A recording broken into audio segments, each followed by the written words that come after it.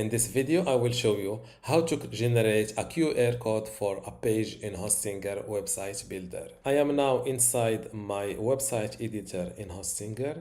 This is a website of mine with a page called menu. This is like a restaurant menu page with a table of prices and photos and some reviews. Let's say that I want to drive my traffic from my offline business directly to this page using a QR code. First, go to Pages and Navigation, and next to the menu page, click on this little circle.